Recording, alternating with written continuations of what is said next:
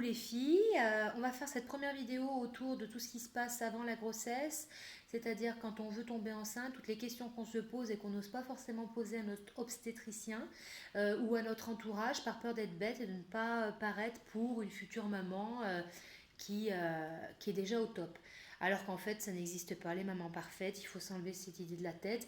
Et si on a des questions à se poser, eh ben, on a besoin de réponses. Donc, je vais essayer de vous apporter tout du moins certaines réponses. Si vous avez besoin de plus de renseignements, n'hésitez pas à me contacter en message privé. Donc déjà, vous avez une application qui est super sympa qui s'appelle Flow. Vous pouvez la télécharger sur tous les smartphones. Il y en a plusieurs qui existent, hein. J'en ai essayé plusieurs, mais celle-ci est assez simple. Elle est gratuite et elle est assez efficace. Avant de tomber enceinte, vous aurez donc un calcul qui sera fait. On va vous poser des questions pour savoir où en est votre ovulation. Comment vous ovulez pour pouvoir vous aider éventuellement à tomber plus facilement enceinte. Pendant la grossesse ensuite, vous aurez toutes les étapes de la grossesse semaine par semaine. On parle de semaine d'aménorrhée, alors je vous expliquerai dans une autre vidéo qu'est-ce que ça veut dire semaine d'aménorrhée, pourquoi on utilise ce terme. Et voilà, mais ça on en parlera dans une autre vidéo. Donc pour Flo, quand vous allez rentrer sur cette application, dessus vous allez avoir l'ovulation. Une fois que votre ovulation est calculée, c'est super simple, vous allez avoir sur un mois des petites couleurs. Alors des couleurs où là on vous dit très faible chance de tomber enceinte parce qu'il n'y a pas de moment où on ne peut pas tomber enceinte. Ça c'est à savoir. Il y a des chances de tomber enceinte plus quand on ovule, quand c'est la période d'ovulation, mais ça ne veut pas dire que hors de cette période, on ne peut pas tomber enceinte. C'est faux. C'est pour ça qu'il faut faire très attention quand on n'a pas de contraception, parce que ce n'est pas que le fait d'ovuler qui peut nous faire tomber enceinte. Mais c'est vrai que le fait d'avoir des rapports qui se rapprochent de l'ovulation accentue les chances de tomber enceinte. Ça, c'est une certitude. Donc, vous allez avoir plusieurs couleurs. Et quand c'est la période un peu plus, on va dire, proche pour tomber enceinte, vous allez avoir une couleur verte. Et avec le jour, J surtout, où c'est le jour où vous ovulez. Il existe aussi les courbes de température, si vous avez envie de prendre les courbes de température. Honnêtement, pour ma part, je ne suis pas trop pour, parce que c'est assez mécanique, c'est assez ritualisé. On prend sa température, on le note sur un papier. Quand on fait un bébé dans des conditions comme ça et qu'on commence comme ça, c'est vachement dur. Vous allez arriver à l'acte, vous aurez même plus envie, vous allez le faire parce qu'il faut le faire et que vous n'êtes pas forcément dans un move. Et honnêtement, vous allez vous mettre une pression de folie et c'est donc votre corps va pas être forcément réceptif et c'est pas ça qui peut vous aider éventuellement à tomber enceinte, dirais-je, de façon la plus sympathique. Le mécanique, c'est pas top top. Du fait de savoir quand est-ce qu'on ovule, c'est vraiment bien parce que du coup, vous avez le jour exact et en fonction de ça, vous savez que là, vous êtes plus proche et propice à tomber enceinte. À savoir que lorsque vous allez faire l'amour avec votre conjoint, le jour où vous allez le faire, beaucoup de personnes se posent la question, est-ce qu'il faut que je le fasse plusieurs fois par jour? Est-ce que je dois le faire tous les jours pour être sûre et certaine? Il faut savoir en fait que la qualité du sperme n'est pas la même si vous le faites tous les jours ou si vous le faites 2-3 jours, tous les 2-3 jours. Donc du coup, le fait de le faire tous les jours ou plusieurs fois par jour n'est pas forcément plus efficace du tout, sachant que le sperme que votre conjoint va laisser après l'acte peut interagir avec votre ovule jusqu'à 48 à 72 heures après l'acte. Donc du coup, si vous ne faites l'amour qu'une fois tous les 2-3 jours, cela peut suffire amplement à tomber enceinte. Vous n'aurez pas plus de chance si vous le faites tous les jours. Voilà, au niveau mécanique, là je parlais vraiment physiologiquement. Si vous avez envie de le faire tous les jours pour le fun, pour le plaisir, privez-vous pas non plus. Si vous êtes tous les deux OP, j'ai envie de dire, nos soucis. Donc voilà, ça c'était important de revenir là-dessus. Ensuite, quand l'ovulation a prise, et là vous vous dites, bon, j'ai eu mes règles 20, il faut que j'attende le 18 pour les avoir. Ok, et là, tu te rapproches le 15, le 16, le 17, le 18, et tu te dis le 18, ouais, j'ai pas mes règles, je suis enceinte. Pas forcément non plus. Il est bien d'attendre 3-4 jours après votre date estimée de grossesse si vous avez un doute pour faire vos tests de grossesse. Alors je vous dis ça, je suis très mauvais exemple parce qu'en fait, moi j'ai écouté mon corps et je trouvais qu'il était changé. C'était 2 jours avant d'avoir mes règles. J'étais hyper crevée, mais alors crevée de chez crevée, hein.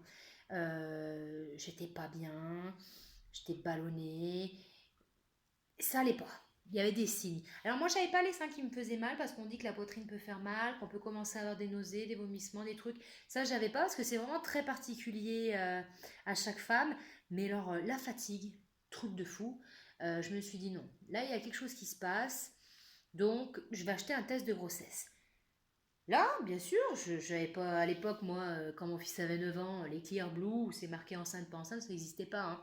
Je me suis dit, oh, c'est de la merde, laisse tomber. Prends un test de grossesse simple, basique, pas cher, impeccable. Je prends mon test, j'attends le lendemain matin parce que si vous voulez, il faut le faire le matin. Pourquoi? Parce que les urines en fait sont concentrées, donc c'est pour ça qu'on conseille de le faire le matin.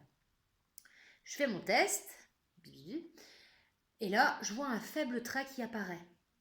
Donc, tu te dis, t'es enceinte, t'es pas enceinte, ça veut dire quoi? Parce que bon, vous allez voir quand vous allez essayer de tomber enceinte, c'est ouf quoi, hein. Vous avez qu'une envie, c'est que ça soit 2 traits, parce que à chaque fois que vous faites votre test, vous avez votre cœur qui palpite de ouf.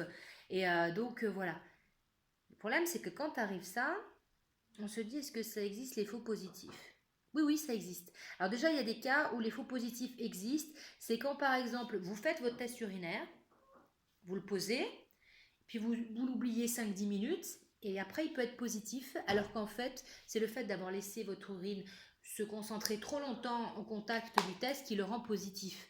Mais ça ne veut pas dire que vous êtes enceinte. C'est pour ça qu'il faut bien lire la consigne, et que s'il est noté qu'il faut, selon les tests, 1 minute ou 3 minutes pour lire le test, il ne faut pas en attendre 10, parce qu'après il est obsolète, vous pouvez le jeter à la poubelle.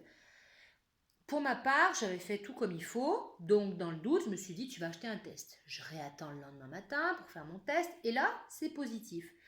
Alors là, tu te dis, joie de ouf, je l'annonce à qui? Je fais quoi? Je suis au taquet, nanana. Donc, je l'annonce à mon mari. Il était content, mais tant qu'il n'avait pas vu la gynéco et le bébé, pas terrible, quoi. Bon, finalement, ça a été une période un petit peu compliquée parce que effectivement, j'étais bien enceinte, mais 8 à 10 jours, j'ai perdu l'embryon parce que jusqu'à l'âge de 3 mois, on appelle ça un embryon dans les WC. J'ai fait donc une fausse couche. Euh, J'étais très inquiète, sachant que comme on peut avoir des problèmes d'endométriose, c'est encore plus compliqué pour garder les bébés pour en faire. Donc du coup, c'est vrai que ça met un coup au moral et on se dit on n'arrivera jamais à tomber enceinte, en plus avec l'âge que j'ai et tout. Et puis ensuite, je suis... j'ai beaucoup parlé avec mon conjoint et j'ai de la chance d'être bien entourée. Mais si vous n'êtes pas, comment dire, avec un conjoint qui peut avoir cette fibre pour discuter, être empathique, c'est pas donné à tout le monde, n'hésitez pas à aller voir un psychologue, quelqu'un qui puisse vous aider à traverser cette étape parce que l'étape de la fausse couche est quelque chose de très difficile et donc du coup il faut pas garder ça en soi et en même temps on peut pas l'exposer aux gens parce que c'est compliqué. Donc on a recommencé et puis 1 mois après, je fais mon test parce que j'avais du retard. Cette fois, j'ai tout bien attendu et j'ai pris Clear Blue, hein, parce que dessus c'est marqué enceinte ou pas enceinte. Donc déjà t'as pas de doute, hein. Soit t'es enceinte, soit t'es pas enceinte. Ça peut être marqué pas enceinte et être enceinte, c'est si tu l'as fait trop tôt, parce qu'il faut à peu près une dizaine de jours du moment où en fait il y a eu bingo entre ton sperme et le petit spermatozoïde qui est monté jusqu'à l'ovule et le résultat euh, qui s'excite. Par ailleurs, ces types bêta-HCG, c'est comme ça qu'on les appelle quand on est enceinte. Ce qui est bien sur le test Clear Blue, c'est que ça t'indique déjà si tu as 1 semaine, 2 semaines, 2 semaines, 3 semaines, 3 semaines et plus. Donc ça donne un peu une petite idée d'où tu en es dans ta grossesse, ce qui est sympa. Moi, j'ai fait une prise de sang. Alors, sachez qu'on peut faire une prise de sang. Il y a 2 choses à savoir. Soit vous le faites prescrire par votre médecin traitant, soit vous y allez directement au laboratoire. Ça coûte à peu près 19 euros. Et à ce moment-là, ça ne sera pas remboursé si vous n'avez pas d'ordonnance, mais ils vous la font sans aucun souci. Quand vous lisez les résultats, attention, ce n'est pas parce que vous avez un résultat positif que vous êtes enceinte. Certaines pathologies, certains problèmes de santé peuvent engendrer qu'on a effectivement un résultat positif. Il faut savoir que si on veut se dire je suis réellement enceinte, il faut être à 30 UI par rapport au résultat. C'est-à-dire que si vous avez sur votre résultat supérieur 30, supérieur 50, 70, 100, etc., vous êtes enceinte. Si vous êtes à 25, si vous êtes à 20, même à 15, ça ne veut pas dire que vous êtes enceinte, mais ça ne veut pas dire que vous n'êtes pas non plus. À ce moment-là, deux choses. Vous attendez encore 48 à 72 heures. Pendant ce laps de temps, vous n'avez toujours pas vos menstruations.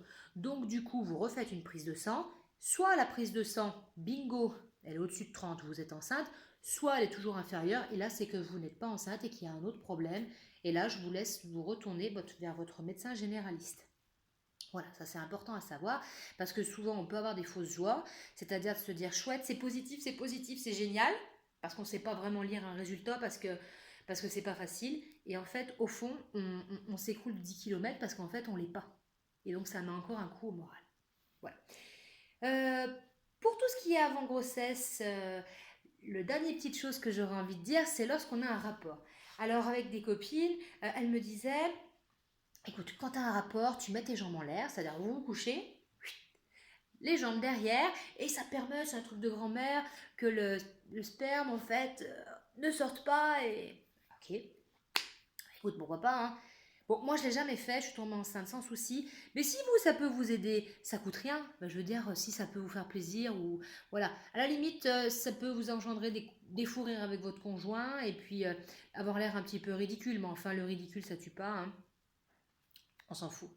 Donc voilà, donc ça c'était pour la petite anecdote, parce qu'il y a beaucoup de personnes en fait qui posent cette question, et oui, en fait c'est les petites astuces de grand-mère, et si on y croit, je crois qu'il y a pas de raison de ne pas le faire si on a envie de le faire. Ce qu'il faut savoir, c'est que peu importe la façon dont le bébé va arriver, tant qu'il y a de l'amour, tant qu'il y a un échange avec votre conjoint, eh bien, les choses arriveront. Alors oui, certes, on a tout envie de tomber enceinte très rapidement, et parfois on attend 5 mois, 6 mois, un an, et on ne tombe pas enceinte. Ce qu'il faut savoir, c'est qu'en fonction de votre âge ou de vos antécédents, votre gynécologue vous revoit pour pouvoir voir ce qui se passe. Dans mon cas, avec l'âge que j'avais et mes antécédents et mes problèmes d'endométriose, elle m'avait dit, j'ai enlevé mon stérilet en mai, que si je n'étais pas enceinte en décembre, il fallait que je la revoie. Voilà, donc ça, c'est des choses que si jamais vous sentez que ça vient pas, ça vous stresse, vous avez peur d'avoir un problème, alors que parfois c'est pas du tout ça, c'est juste qu'il faut arriver à lâcher prise pour pouvoir faire bébé. N'hésitez pas à recontacter votre gynécologue, la revoir, faire le point avec elle pour voir ce qui peut se passer. Au pire, vous ne serez que rassuré. Si votre gynécologue est trop prise, n'hésitez pas non plus à contacter des sages-femmes. C'est leur métier, elles sont géniales, elles répondent à vos questions, elles sont dans la bienveillance, elles prennent le temps. C'est vraiment un abord très différent. J'en parlerai dans une autre vidéo, le lien avec la gynéco, le lien avec la sage-femme, ce qui est proposé. Je vous parlerai aussi des diverses préparations à l'accouchement qui existent. Parce que moi, par exemple, je vais avoir une césarienne, je le sais, j'ai la date prévue de l'accouchement, mais ce n'est pas pour ça que je ne vais pas faire une préparation, parce que c'est une préparation à la naissance. Peu importe le type d'accouchement qu'on on a tout le droit à une préparation. Et après, on choisit le type de préparation qu'on veut. Voilà, ça c'est important que je le dise, parce que souvent, moi je vous parlerai dans mes autres vidéos de la césarienne, comment ça se déroule, je vous parlerai du diabète gestationnel, de l'hypertension artérielle, toutes ces choses-là que moi j'ai eues lors de mes autres grossesses et que j'ai à nouveau. Pour vous dire que oui, c'est moins marrant, oui, c'est moins facile qu'une grossesse qui se passe sans accolade, mais ça ne veut pas dire que ce ne sera pas super bien et qu'on ne peut pas s'organiser, qu'on ne peut pas essayer de rester féminine, qu'on ne peut pas essayer d'être opérationnel. J'ai des carences aussi, j'ai de l'anémie, je vous parlerai de tous ces problèmes qu'on peut avoir pendant la grossesse, et il est vrai que des moments je suis très fatiguée, puis j'ai d'autres enfants à m'occuper, mais je pense qu'avec le soutien des personnes qui vous sont proches et surtout de votre mari, vous pouvez faire des miracles. Voilà. Et votre bébé en vous qui grandit, puis ça va, puis vous sentez bouger, vous pouvez faire aussi des miracles. Voilà. Merci à toutes. Je vous embrasse. Si vous avez plus de questions à poser avec plus de détails, parce que là la vidéo est déjà à 15 minutes, donc je ne peux pas en dire plus, vous venez me voir en message privé et on discute. Voilà. À très bientôt pour une autre vidéo.